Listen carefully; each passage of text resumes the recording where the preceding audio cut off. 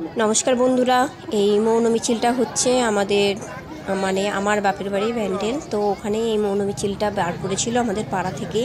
পাড়ার সমস্ত দিদিরা বলো, মায়েরা বলো, বোনেরা বলো, সবাই বেরিয়েছিল এই মৌন মিছিলে আর মোমবাতি নিয়ে। তো আমার পাড়ার ভাইরা বলো, দাদারা সবাই ছিল একত্রিত।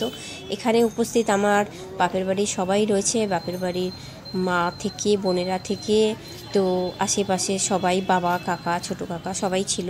তো আমার একটাই কথা বলার আছে আপনাদের।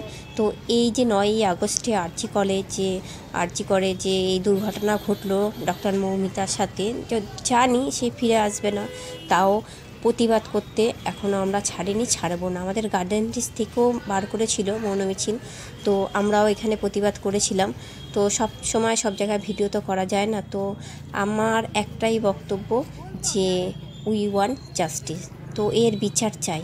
আমার হাতে সত্যি কথা বলতে কি, আমার হাতে যদি ক্ষমতা থাকতো, যারা এই কাণ্ডটা করেছে ডক্টর মৌমিতার সাথে, তাদেরকে আমি ওপেন রাস্তায়